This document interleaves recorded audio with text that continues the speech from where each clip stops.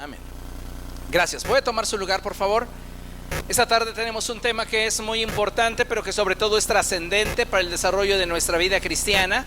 Y le he puesto por título: La decisión es tuya. Diga conmigo: la decisión es tuya. Dígale a la persona que tiene a su lado: la decisión es tuya. Déjeme decirle que todo aquello que como seres humanos hagamos o dejemos de hacer traerá consecuencias sobre nuestra vida. Por ello es imprescindible estar atentos a la marcha de nuestro diario vivir y con ello buscar tomar siempre las mejores decisiones. Algo que debemos de saber y que estoy seguro que se han dado cuenta es que no podemos elegir las circunstancias que de repente llegan a nuestra vida, pero sí podemos tomar decisiones en razón de aquello que la vida nos presenta. Y algo que jamás debemos de olvidar es que hagamos o dejemos de hacer, siempre habrá una situación que venga, una consecuencia detrás de nuestra decisión. Así que por favor abra su Biblia en Gálatas capítulo 6. Vamos ahí a Gálatas capítulo 6 y vamos a darle lectura al verso 8. Cuando lo tenga, glorifique al Señor.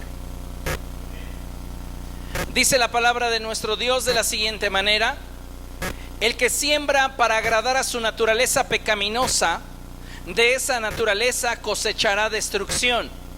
El que siembra para agradar al Espíritu, del Espíritu cosechará vida eterna. Es muy interesante la forma en la cual la palabra de Dios nos confronta sobre la realidad de que toda decisión que tomemos traerá consigo una consecuencia.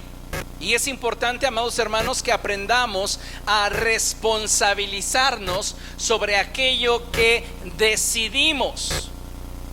Usted no es víctima de las circunstancias. En la gran mayoría de las ocasiones, la vida que usted está experimentando es consecuencia de lo que ha decidido hacer, así como de lo que ha decidido dejar de hacer. Hoy vivimos en una sociedad en la que la mayoría de las personas están buscando vivir el momento. Hoy mucha gente en torno a nosotros solamente quieren disfrutar del momento, sin considerar que de acuerdo a sus decisiones habrán consecuencias. Si sus decisiones son correctas, estas consecuencias serán favorables, les van a beneficiar. Pero si sus decisiones son malas, entonces las consecuencias les afectarán. Considero que en este tiempo es de suma importancia que cada uno de los que somos hijos de Dios realice un mayor esfuerzo. Diga conmigo: un mayor esfuerzo. Una vez más, un mayor esfuerzo. ¿Qué viene a su mente cuando yo le digo a usted la expresión un mayor esfuerzo? ¿Qué es para usted un mayor esfuerzo? ¿Un mayor nivel de compromiso? ¿Un mayor nivel de entrega? ¿Qué más? ¿Un mayor nivel de sacrificio?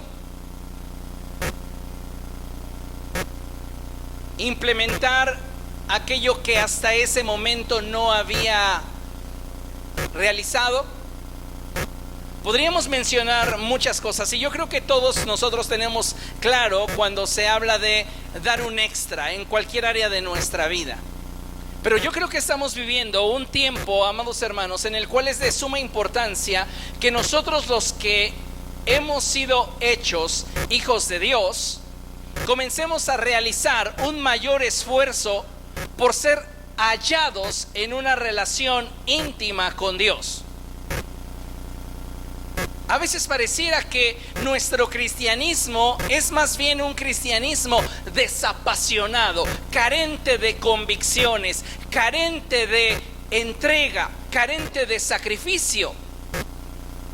Y sabe, hoy más que nunca necesitamos, amados hermanos, que nos atrevamos a buscar tener una relación más profunda con Dios, ya que de ser de esta manera, las consecuencias de vivir para agradar a Dios no se harán esperar y cada uno de nosotros comenzará a cosechar vida, paz y estabilidad en cada una de las esferas personales en las que nos desarrollemos.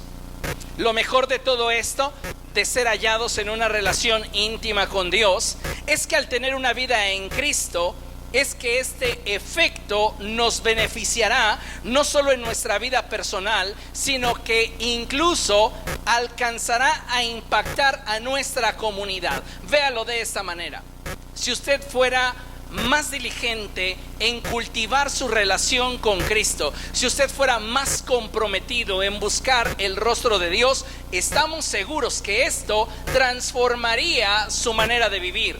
Pero no solamente eso, esta actitud impactaría a la iglesia, porque déjeme decirle una verdad: la iglesia que somos nosotros es un reflejo de la vida que cada uno de nosotros ha decidido vivir. Entonces le pregunto, ¿qué clase de iglesia somos? Partiendo del hecho de lo que usted está consciente que hay en usted. La realidad es que no estamos esforzándonos en nuestra búsqueda de Dios. Estamos viviendo en una inercia provocada por la religión o por un activismo, pero realmente no estamos teniendo un compromiso mayor con Cristo. Si tuviéramos un compromiso más serio con el Señor, créame que nuestra vida sería impactada y asimismo la iglesia sería impactada. Y no solamente la iglesia, sino que este efecto se vería reflejado en todas las áreas de nuestra vida, incluyendo nuestro trabajo o incluso la forma en la que nos desarrollamos socialmente. El problema es que como cristianos nos hemos conformado a vivir un cristianismo de mínimo esfuerzo, en el que siempre estamos esperando que Dios sea el que haga, pero carecemos de un compromiso real que nos acerque a Él y que nos permita ser hallados en intimidad con Cristo. Pareciera que de pronto hemos olvidado que Dios nos salvó para que seamos luz en el lugar donde nos encontremos. Hemos olvidado que Él nos llamó de nuestras tinieblas a su luz admirable con un propósito: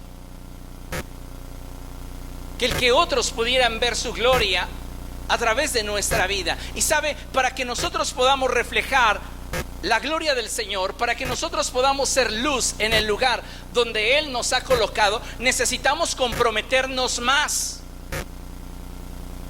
Sea en lo natural o en lo espiritual, si en una relación en la que te has involucrado dejas de comprometerte, dicha relación deja de ser.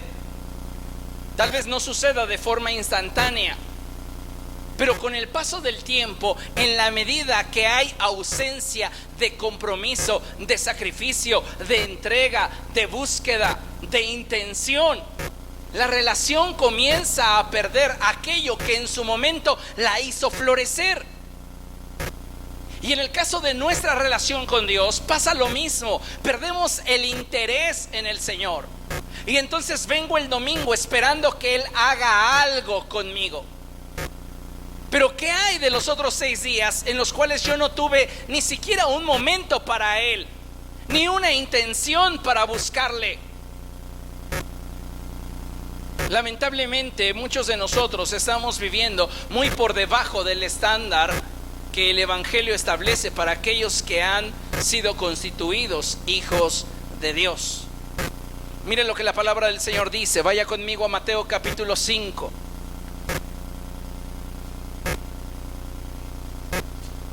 Mateo capítulo 5.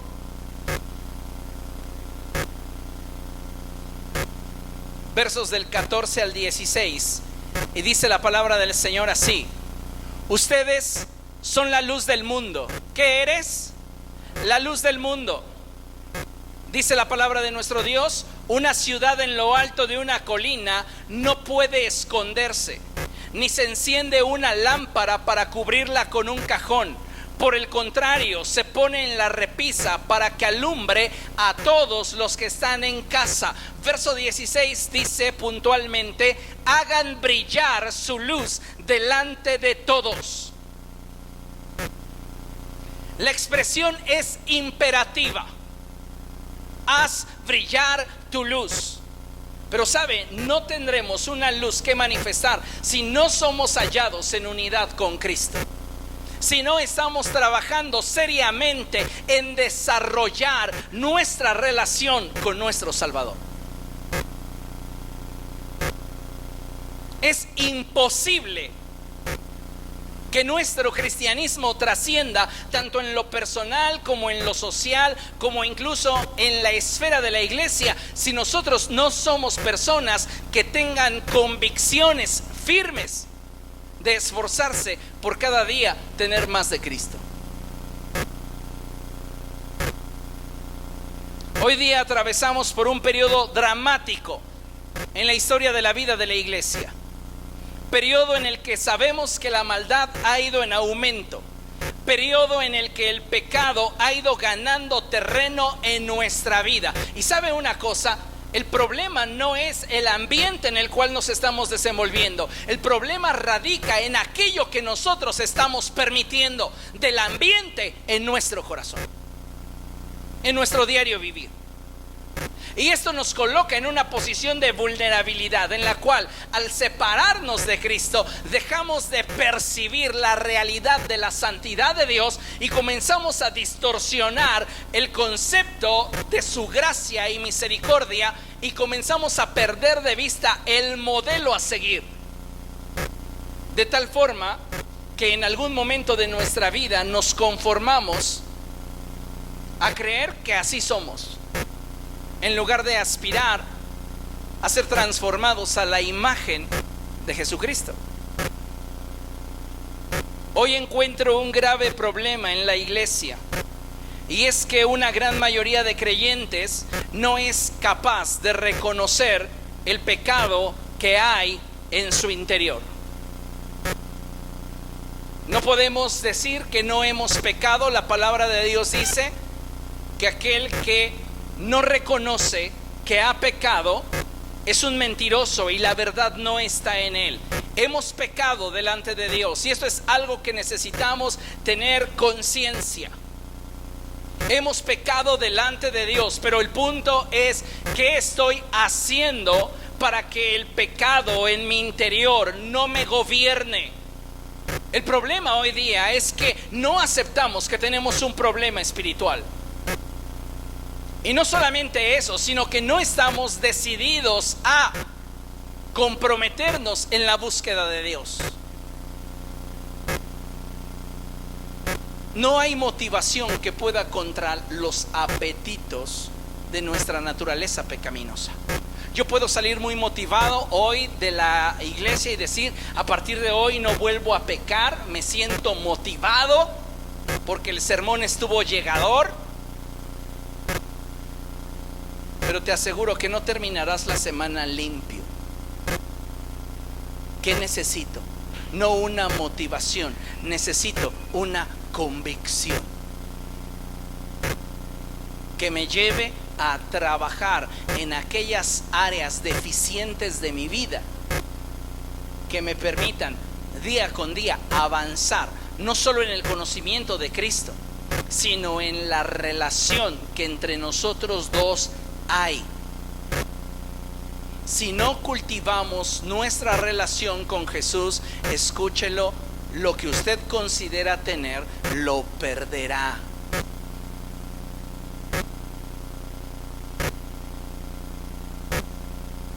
Necesitamos entonces cambiar nuestra actitud y redoblar esfuerzos.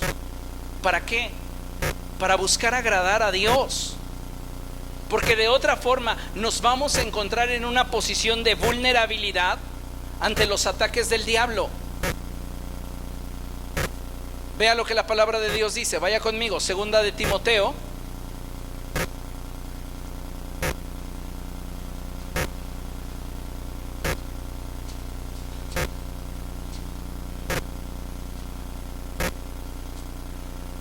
capítulo 2, verso 15. Cuando lo tenga, glorifique al Señor. Dice la palabra del Señor así: esfuérzate por presentarte a Dios aprobado, como obrero que no tiene de qué avergonzarse y que interpreta rectamente la palabra de verdad. La expresión inicial del apóstol es esfuérzate. No dice inténtalo, dice esfuérzate. Cuando usted realmente está comprometido con un proyecto personal, se esfuerza porque dicho proyecto salga adelante. ¿Puede este proyecto exigirle o demandarle más horas de sacrificio, de entrega, de inversión, más dinero, más tiempo? Pero usted lo da porque tiene convicción.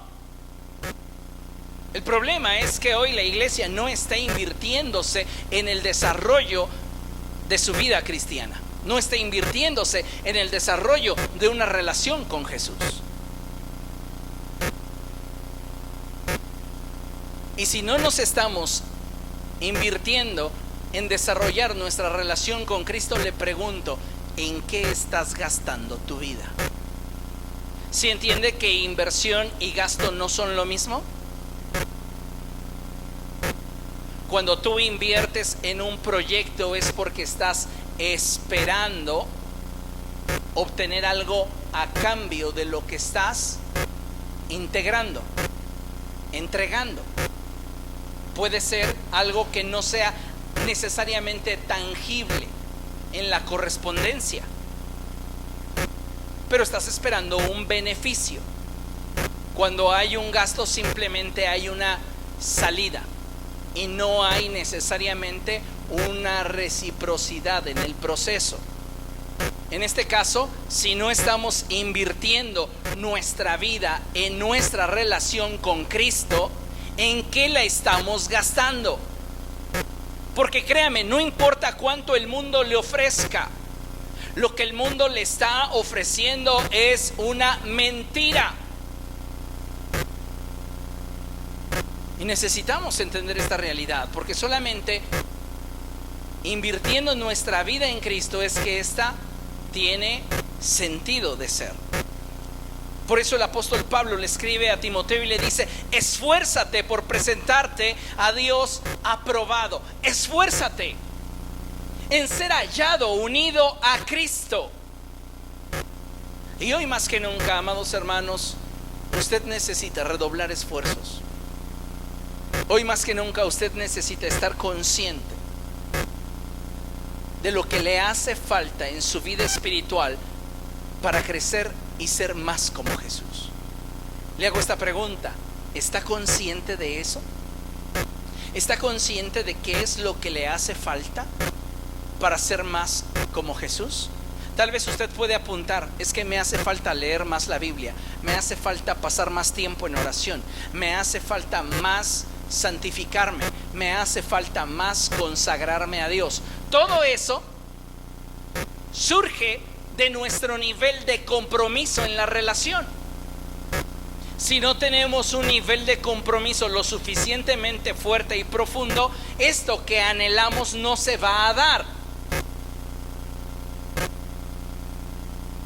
Y sabe, yo creo que estamos viviendo un tiempo de definición en el que como hijos de Dios tenemos que tomar la decisión de buscar a Dios, pero buscarlo de veras, buscarlo en serio, exponiendo el corazón. Que te da pena exponerle el corazón al Señor, más pena te va a dar el escuchar de su boca: apártate de mí, no te conozco.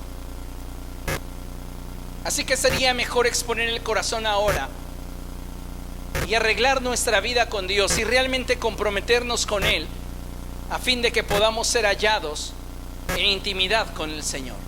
¿Comprende lo que le estoy diciendo?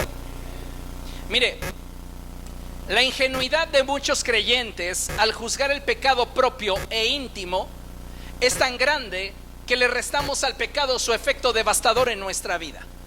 Si fuera ese mismo pecado en la vida de otra persona, seríamos capaces de señalarlo con crueldad. Pero cuando se trata de nosotros, lo justificamos. Y sabe, actuar de esa manera es actuar de manera injusta, porque estamos presentando delante de Dios una doble balanza, una doble medida. Necesitamos entender que el pecado en las personas ajenas a nosotros es tan grave como lo es en nosotros. El problema es que muchas veces juzgamos el pecado desde una perspectiva demasiado ingenua, en la que creemos que el pecado en nuestra vida no tendrá un efecto devastador. Y muchas veces nos sentimos en algún momento o sentido inmunes y cómodos ante aquello que deberíamos de rechazar en nuestra vida. En otras palabras, como no tenemos un concepto claro acerca de lo devastador que es el pecado en nuestra vida, lo toleramos.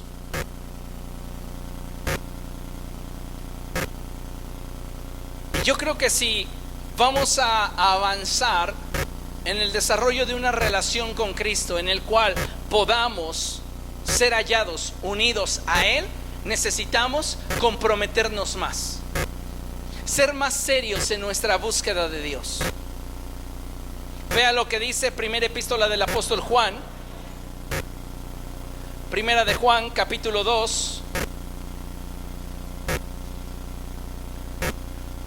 a partir del verso 15.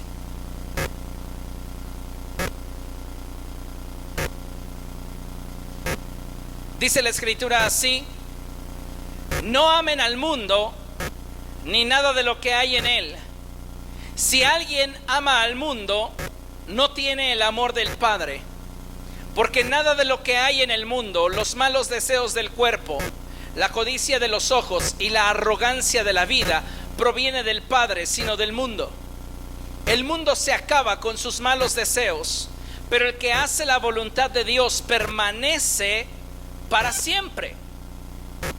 La escritura nos dice: no amen al mundo, no se involucren con el mundo. Ahora, considerando esta verdad, ¿qué tan marcada está la diferencia de nuestro estilo de vida con el estilo de vida que presenta el mundo? ¿En qué somos distintos a la gente que no profesa la fe en Jesucristo? La escritura dice que somos luz y que hagamos brillar nuestra luz delante de todos. El punto es, ¿estamos realmente reflejando a Jesucristo? ¿Estamos siendo realmente una diferencia en nuestro lugar de trabajo, en nuestro lugar de estudio, con nuestros amigos, con nuestros conocidos, con la gente que con nosotros se desarrolla? ¿Hacemos realmente la diferencia? ¿O sucumbimos ante la presión social? Porque todos nosotros en algún momento vamos a estar bajo la presión social. Y si no tenemos convicciones por agradar a Dios, tarde que temprano nos vamos a ver inmersos en situaciones que viéndolas en otros juzgaríamos. De ahí que el Señor Jesucristo llamara hipócritas a las personas que en su generación juzgaban a los demás, y Él les decía: ¿cómo puedes tratar de ayudar a tu hermano con la astilla que tiene en su ojo cuando no reparas en la viga que hay en el tuyo?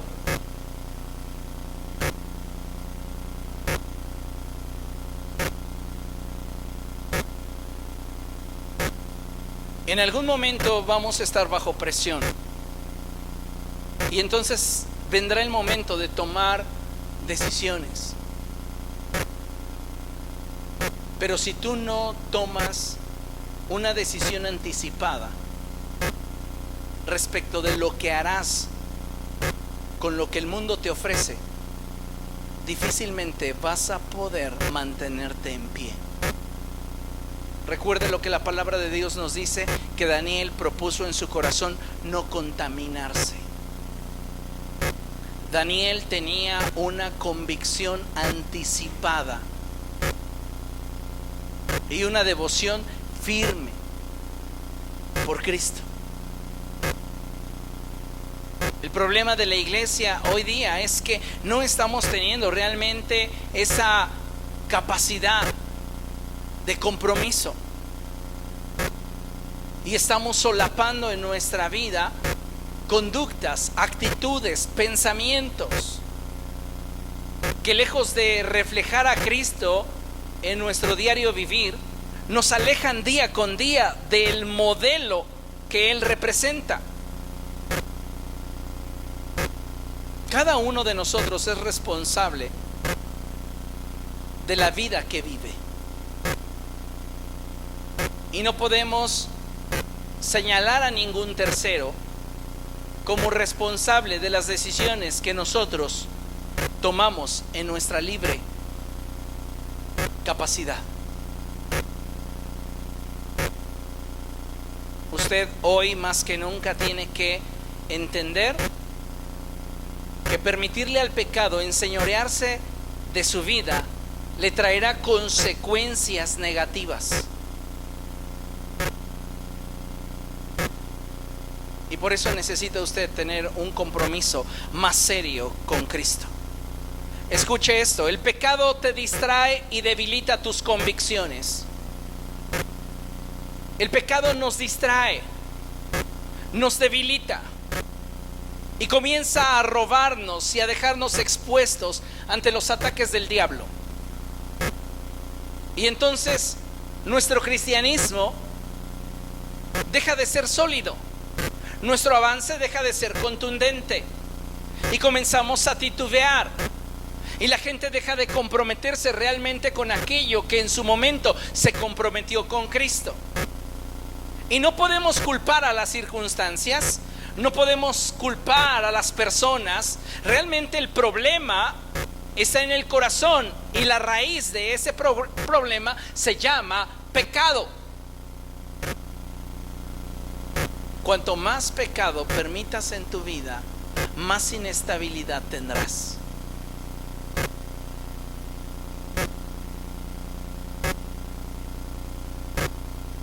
Escuche esto: el problema de muchos cristianos hoy día es que piensan que son más listos que el diablo y más fuertes que cualquier tentación que les sobrevenga. Y no es así.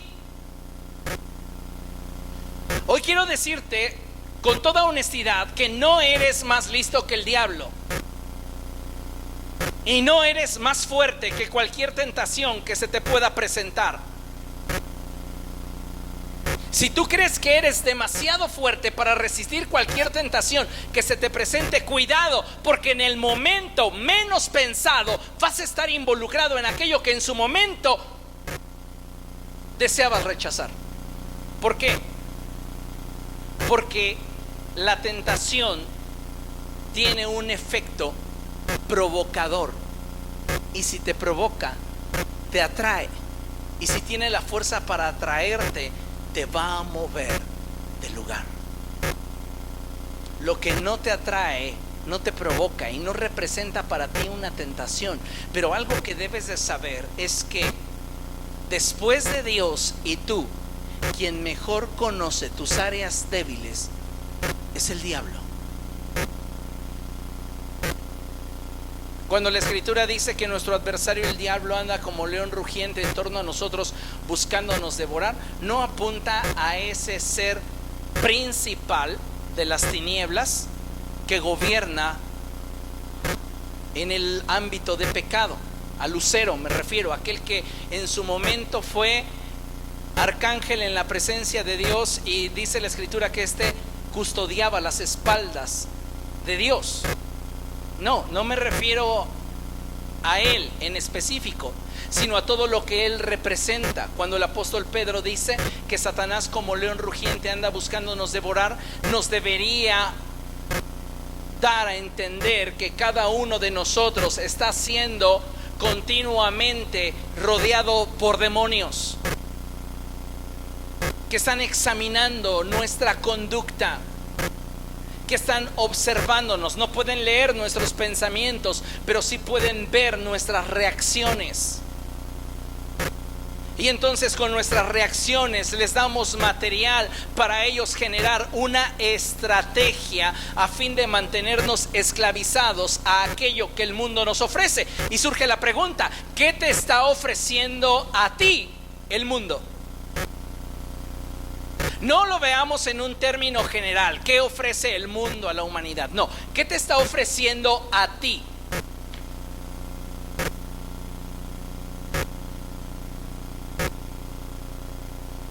Cuando entendemos esta realidad, nos damos cuenta que, de acuerdo a como dice la Escritura a través del apóstol Santiago, cada uno de nosotros es tentado de acuerdo a su propia debilidad. Lo que para uno es tentación, para otro no lo es. Pero cada uno de nosotros va a ser tentado de acuerdo a su propia debilidad. Porque si Satanás te presentara algo que no te provoca, no te puede tentar. Y él te conoce lo suficientemente bien como para saber qué es lo que te puede provocar, a fin de mantenerte esclavo a una actitud, a un pensamiento, a una conducta, a un pecado.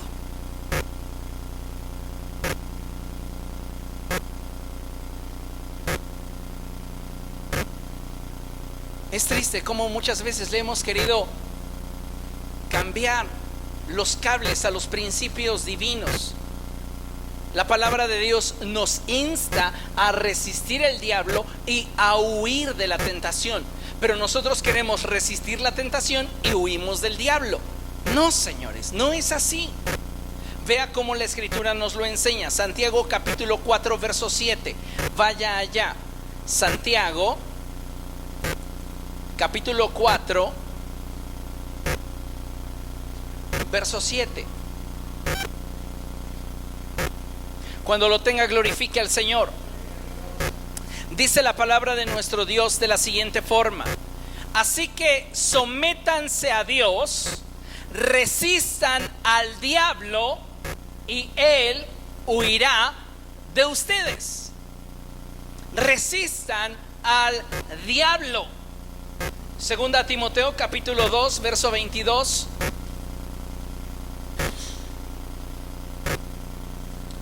Segunda de Timoteo capítulo 2 verso 22, dice la palabra del Señor de la siguiente manera: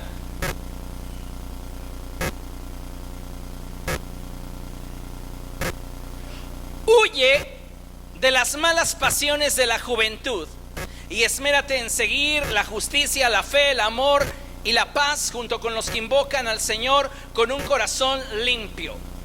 ¿Qué tienes que hacer ante la tentación? Huir. Acuérdese usted de José, hijo de Jacob. Este hombre comenzó a ser acosado por una mujer.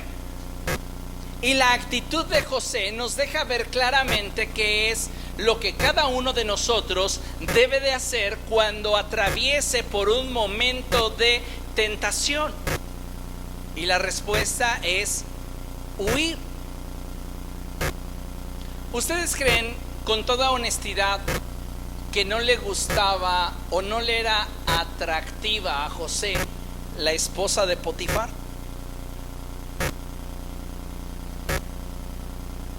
Simplemente consideremos el estilo de vida de Potifar. Es un hombre que tiene acceso a muchas cosas y su mujer no tiene que preocuparse de nada salvo de ella misma. Así que lo más seguro es que era una mujer, si no vanidosa, pues sí una mujer que se cuidaba bastante.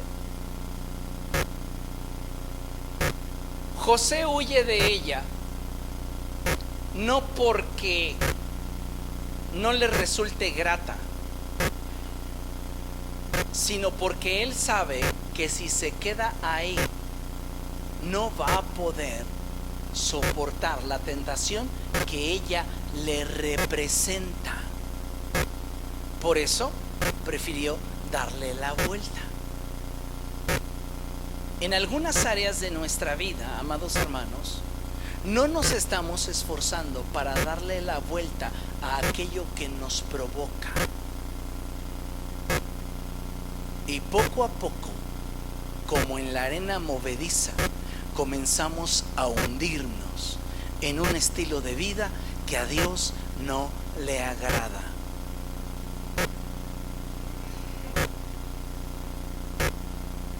Pero claro, como se trata de nosotros,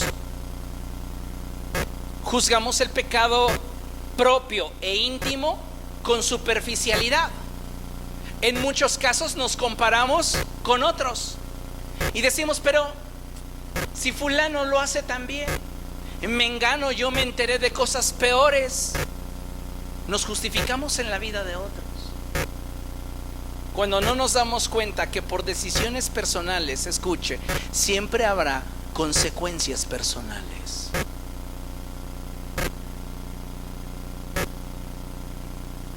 Y usted tiene que aprender a tomar buenas decisiones.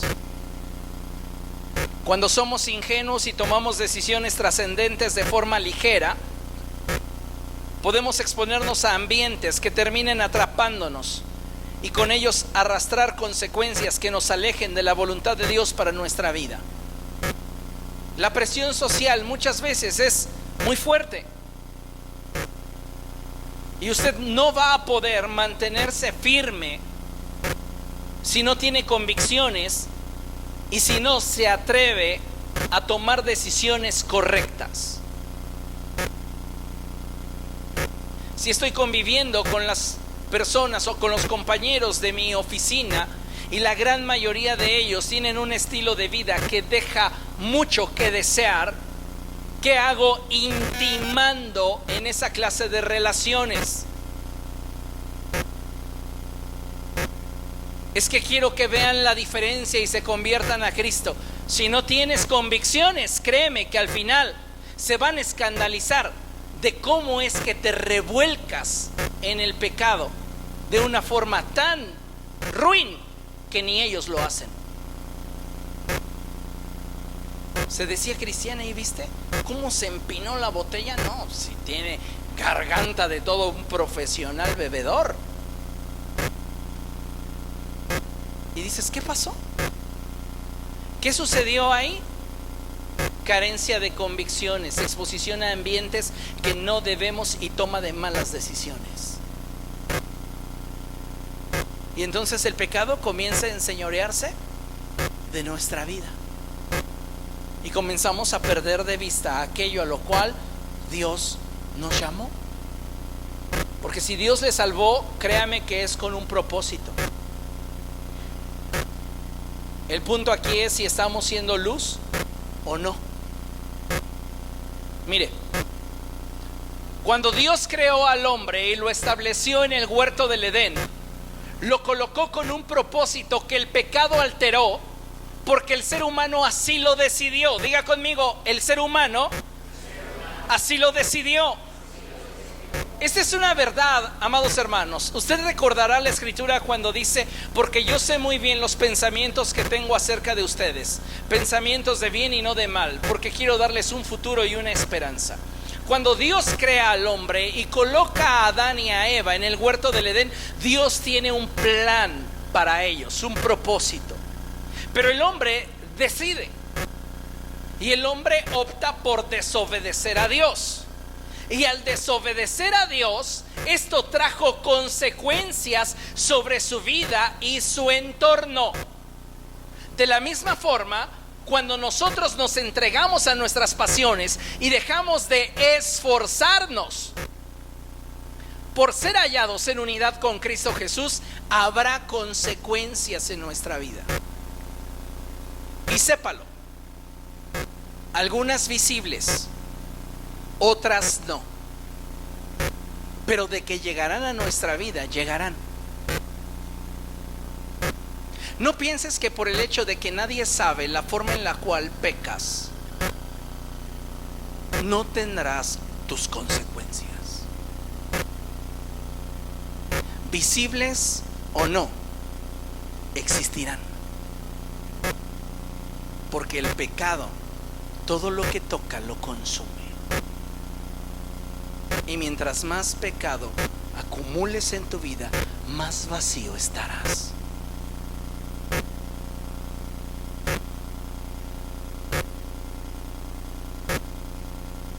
La gente piensa que el pecado solo es devastador cuando éste es conocido. No es así.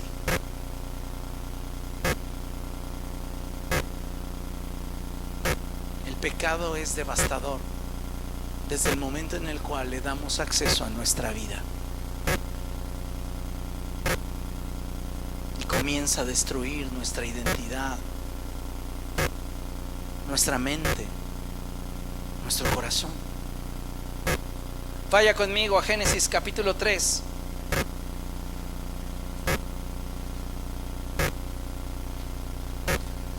Y veamos parte de esas consecuencias que Adán y Eva experimentaron.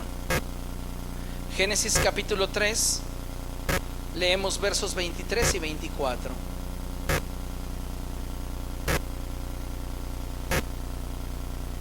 Y dice la palabra del Señor así: entonces Dios el Señor expulsó al ser humano del jardín del Edén para que trabajara la tierra de la cual había sido hecho. Luego de expulsarlo, puso al oriente del jardín del Edén a los querubines y una espada ardiente que se movía por todos lados para custodiar el camino que lleva al árbol de la vida. Las consecuencias sobre Adán y Eva se hicieron notar de forma visible y tangible. Pero usted debe de saber que aun cuando la forma en la cual usted peca no sea conocida de forma pública, siempre el pecado dejará en su corazón una herida y una secuela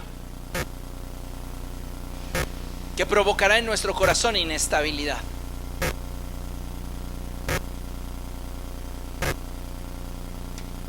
No es tan relevante si la forma en la cual pecas es conocida, sabida o no. Lo que es relevante es que todo el pecado que permitas entrar a tu corazón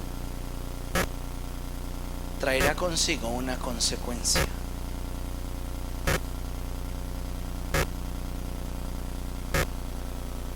Siempre el pecado traerá consecuencias, visibles o no, pero las traerá. Algunas consecuencias al decidir por el pecado. Nosotros tenemos la capacidad de decisión. O puedo optar por pecar o puedo optar por no hacerlo. Pero cuando tomo la decisión de pecar, no es que me obligaron, no es que me sentí presionado, no es que las circunstancias por las que atravesé, no es que cuando yo era chiquito, no, es que quisiste, punto. Cuando decidimos pecar es porque queremos pecar. Y tenemos que ser responsables en este sentido de las decisiones que tomamos. Cuando tú decides por el pecado hay consecuencias. Y la primera es que somos separados violentamente de Dios. Somos literalmente arrancados de la presencia de Dios. Si alguna vez usted ha visto cómo se depilan unas piernas, unos brazos, un bigote, usted tiene un poco de idea de cómo somos arrancados de la presencia de Dios. La palabra de Dios dice: por cuanto todos pecaron, están destituidos de la gloria de Dios. El pecado nos aparta violentamente de la presencia de Dios. Pero todos hemos pecado. Pero precisamente para eso vino el Hijo de Dios, Jesucristo, para deshacer toda obra del diablo y para que a través de la fe en su sacrificio nosotros pudiéramos ser reconciliados con Dios. ¿Qué es entonces lo que debo de hacer? Pues tienes que comenzar a esforzarte más en la búsqueda del rostro de Dios. Tienes que ser más celoso de tu relación con el Señor. Hay diferentes tipos de celos, unos celos que son enfermizos y unos celos que ayudan a las relaciones a mantenerse siempre en un estándar, en un nivel. Cuando hay celos enfermizos, hay inseguridades que lejos de darnos convicciones, nos alejan y levantan murallas que nos impiden poder ver con claridad. Cuando te hablo de un celo saludable, hablo de aquel deseo que te impulsa a mantener una relación en un nivel y no quieres que descienda, no quieres que esa relación mengue. Esa clase de celo deberíamos de tener cuando hablamos de nuestra relación con Dios. Pero ¿sabe cuál es nuestro problema? No somos para nada celosos de nuestra relación con Dios. Somos tan desapasionados, tan desinteresados.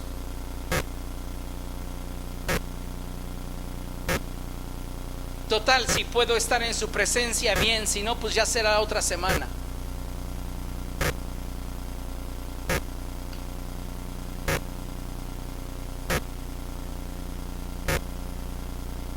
Cuando pecamos hay un muro de enemistad que es levantado entre Dios y nosotros.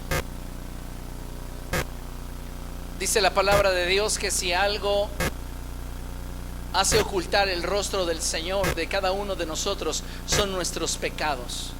Nuestros pecados lastiman la relación con el Espíritu Santo. La Biblia lo dice claramente: o eres amigo del mundo o eres amigo de Dios. Porque el que se constituye amigo del mundo se constituye en un enemigo de Dios.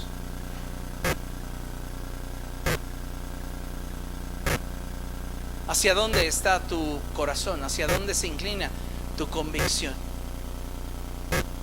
3. Alguna consecuencia al decidir por el pecado es que lo que por gracia nos era concedido, ahora lo tendremos con un mayor esfuerzo. Mire, hay cosas de las cuales al estar usted dentro de la voluntad del Señor, Él le va a rodear y va a traer a su vida. Usted, a semejanza de Adán, solo tendrá que extender la mano y tomarlo, porque así era la vida de Adán en el huerto. Aun cuando lo labraba y lo guardaba, todo lo que él deseaba lo tenía a la mano. Pero cuando él se separa de Dios, Dios le dice: ahora para comer tendrás que trabajar la tierra y con el sudor de tu frente vas a obtener lo que antes, de una forma sencilla y fácil, yo te hacía llegar. No es que tenga un despropósito para ti, pero escuche esto: es que tu posición compromete tu posesión. Cuando nosotros determinamos alejarnos del Señor, todo lo que Dios ha determinado darnos se ve comprometido. Lo vamos a ver más adelante. Pero no cambia su corazón para con nosotros, nos sigue amando. Pero no podemos experimentar a raudales su bendición porque estamos en una posición equivocada.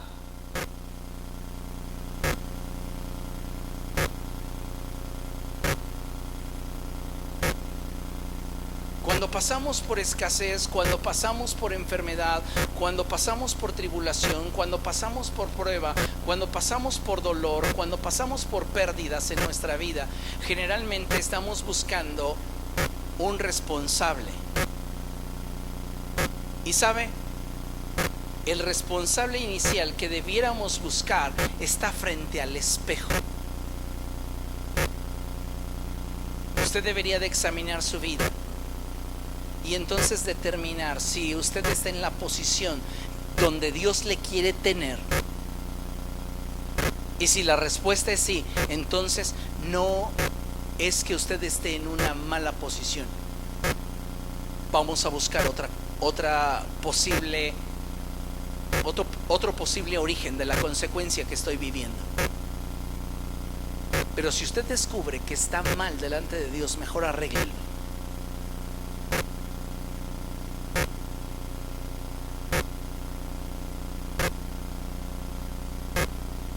Cuando nosotros optamos por pecar, el dolor y decaimiento físico y espiritual se manifiestan. ¿Sabe?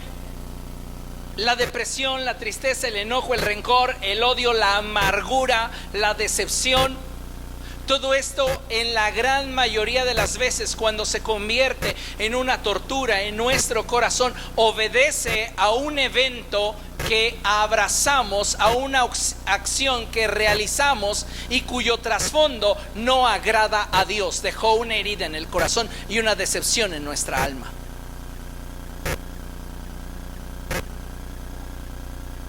Si nosotros optáramos por vivir dentro de la voluntad de Dios, créame que usted tendría menos decepciones, menos tristezas, menos amarguras.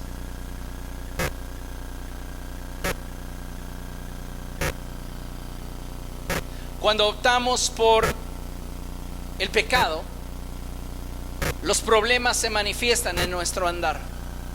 Piense un momento en Adán y Eva. Dentro del huerto, estoy seguro que en algún momento tuvieron algún tipo de discrepancia, pero el nivel de perfección era tal que Adán no se puso a discutir, simplemente le dijo: sí, tienes razón. ¿Comprende? Pero ya cuando lo sacó Dios del huerto, entonces él comenzó a decir: pero es que mujer entiende, y ella no entendía. Entonces los problemas se hacían mayores. Pero ya aterrizándolo en el plano de todos, no es lo mismo estar en el centro de la voluntad de Dios que fuera de ella. Te enfrentas a un montón de problemas que no tenías cuando estabas obedeciendo a Dios. ¿Visibles o no? Los más desgastantes están aquí, en tu mente, en tu conciencia. Porque no obedeciste a Dios y lo sabes. ¿Qué debo de hacer? Pues acercarme al trono de la gracia. Usted necesita profundizar en su relación con Dios para conocer su corazón y darse cuenta que Él no es un Dios insensible ante nuestra fragilidad. A veces vemos a Dios como un Dios que es insensible e incomprensivo ante nuestras carencias. Sí, hemos sido llamados a ser perfectos delante de Él, porque así está escrito: sean perfectos como vuestro Padre que está en el cielo es perfecto. Y también el Señor lo declaró de esta manera: anda delante de mí y sé perfecto. Pero también está consciente de que somos polvo. El punto aquí no es que yo me conforme a mi fragilidad o vulnerabilidad basado en mi naturaleza carnal, sino el punto aquí es que yo determine hoy más que nunca comenzar a profundizar en mi relación con Dios, a fin de que esa fragilidad o vulnerabilidad no me esclavice. Porque debe de saber que la maldad, más allá que estar afuera de usted, está dentro de usted.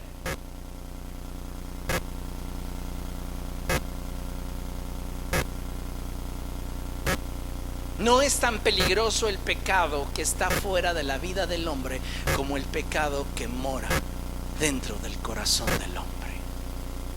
Ahí sí, cuidado.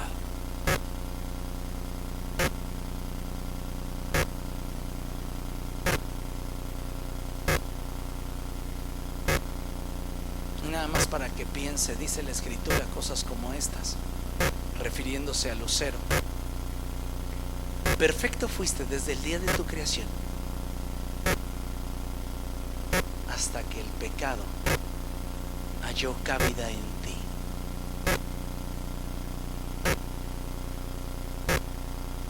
¿Dónde está el pecado? ¿Cuál es el origen del pecado?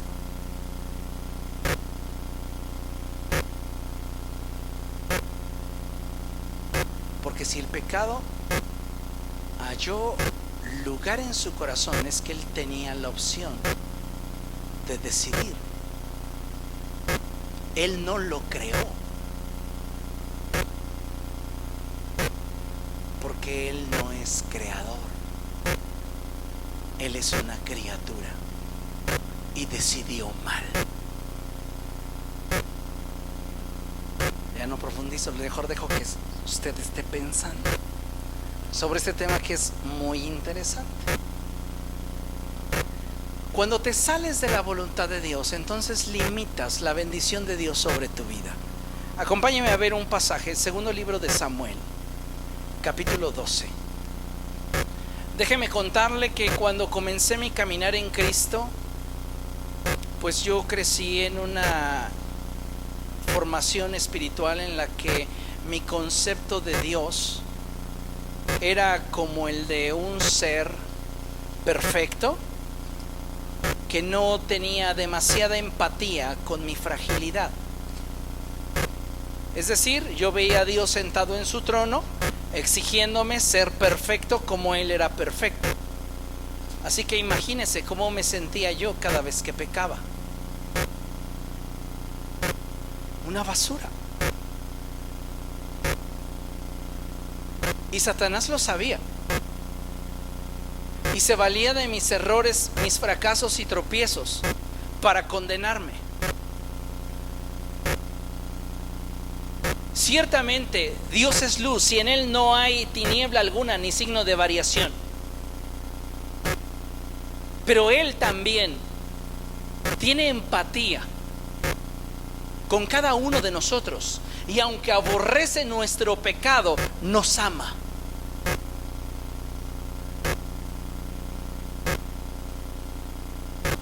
Y cuando nosotros pecamos, Él no está presto como el látigo más rápido del universo. Yo lo veo como un Padre amoroso que me extiende su cetro de misericordia y me da una nueva oportunidad. Esta parte, este rasgo, esta característica del carácter de Dios, lo descubrí hasta que pasaba tiempo en su presencia, llorando y lamentándome por mis pecados. Y no significa que hoy no me duela cuando me equivoco, cuando peco. Claro que sí. Solo Dios sabe la forma en la cual Él y yo arreglamos nuestros asuntos. Cuando estoy solo frente a Él y cuando Él pronuncia mi nombre y sé que quiere hablar conmigo. Solo yo sé cómo lo hago y lo que siento y cómo me siento frente a Él. Pero no permito y jamás volveré a permitir que algo que yo ya arreglé con Dios me condene.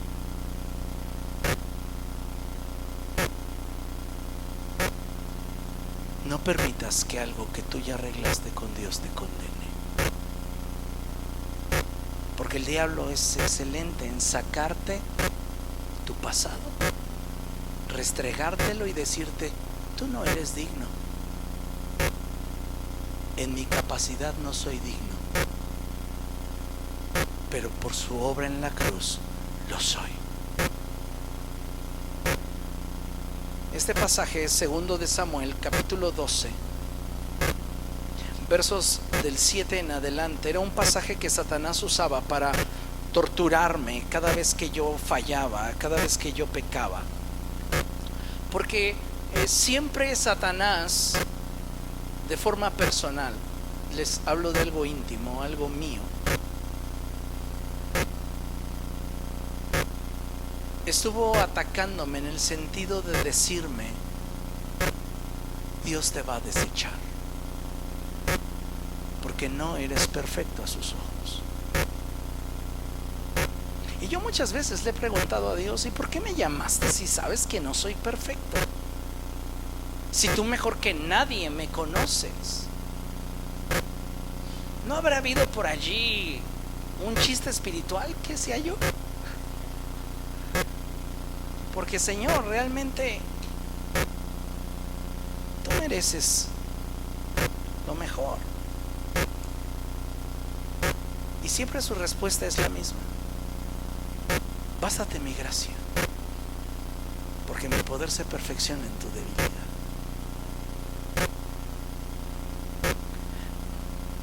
Segundo de Samuel 12:7 dice: entonces Natán le dijo a David: tú eres ese hombre. Así dice el Señor, Dios de Israel: yo te ungí como rey sobre Israel y te libré del poder de Saúl. Te di el palacio de tu amo y puse sus mujeres en tus brazos. También te permití gobernar a Israel y a Judá. Y este es el pasaje: y por si esto hubiera sido poco, te habría dado mucho más. Te habría dado.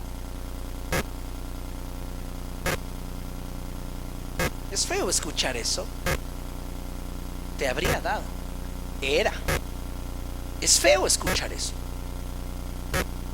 Pero nuestras decisiones nos colocan en posiciones en las que vamos a perder cosas que son preciadas y que quizá jamás en la vida volvamos a recuperar.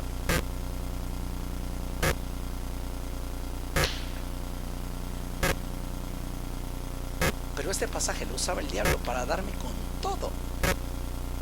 Créame, me daba con todo. Yo me acercaba a Dios y comenzaba a orar, y eran momentos de opresión, pero no era que yo no oro porque siento opresión. No, más oraba. O sea, yo soy una persona, permítanme la expresión, muy aferrada, y si siento oposición hacia alguna cosa, más me aferro. Entonces empezaba a sentir oposición cada vez que quería estar cerca de Dios, más me acercaba.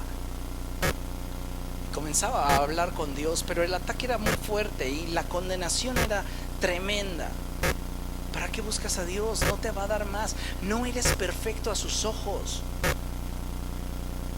Y venía y retumbaba en mi mente, y aún no, y sucede y llega a pasar que en mi mente aparece esa expresión que encontramos en los libros de Crónicas, Reyes y Samuel: no hizo lo recto ante los ojos del Señor.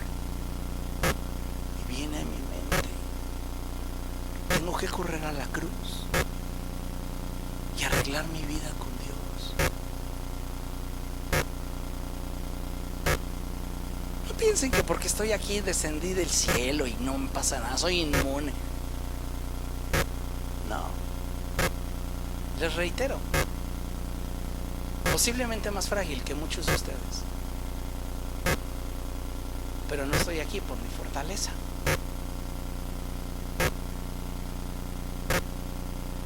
No permita que algo que usted ya arregló con Dios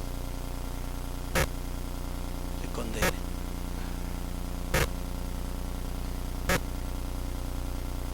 Porque si Él ya no se acuerda, no pasó. Créame, su sangre preciosa lo cubre. Y la palabra de Dios dice que así como está lejano el oriente del occidente, hizo alejar de nosotros todas nuestras iniquidades. El hombre es cruel y el hombre se acuerda del minuto, segundo, día, instante en el que le decepcionaste. Pero Dios no vuelve a mirar atrás, porque Él quiere que seamos libres. Pero cuando optamos por el pecado, este nos esclaviza. Jesús dijo: el que practique el pecado, esclavo es del pecado. Y es una realidad que debemos de tener siempre presente y estar siempre conscientes. ¿Comprende? ¿Por qué? Pues simplemente por el hecho de que sé que soy una persona vulnerable, frágil, limitada e incapaz de producir algo bueno. Entonces por ello necesito esforzarme más, buscar más de Dios, comprometerme más con Dios. Mire, sinceramente creo que el ser humano se ahorraría muchos sinsabores en su vida y evitaría tantas heridas y lágrimas si buscara con todo su corazón agradar a Dios y ser hallado en unidad con Cristo. De verdad. Muchas de las cosas que no nos resultan, muchas de las cosas que no salen en nuestra vida y al paso del tiempo nos provocan tristeza, nos provocan dolor, tienen que ver con decisiones que tomamos fuera de la voluntad de Dios. Si como seres humanos comenzáramos a buscar agradar a Dios y ser hallados en unidad con Cristo, le puedo asegurar que usted se ahorraría muchos sinsabores en su vida. Se ahorraría muchas heridas y sobre todo muchas lágrimas. La voluntad de Dios para cada uno de nosotros, amados hermanos, es buena, agradable y perfecta. Necesitamos entender que, en síntesis, lo más importante para el ser humano es hallarse en unidad con Dios. Vaya conmigo a Eclesiastés capítulo 12.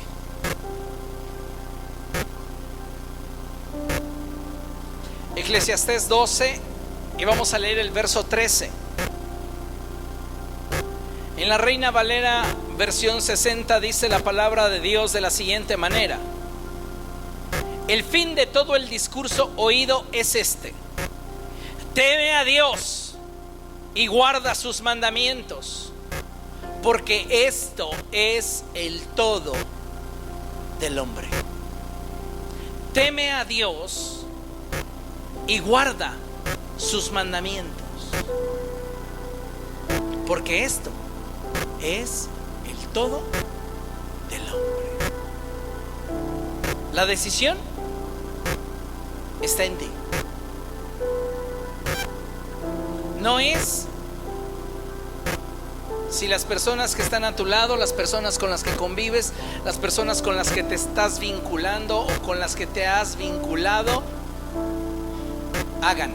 Es lo que tú decidas. La decisión es tuya. Amén.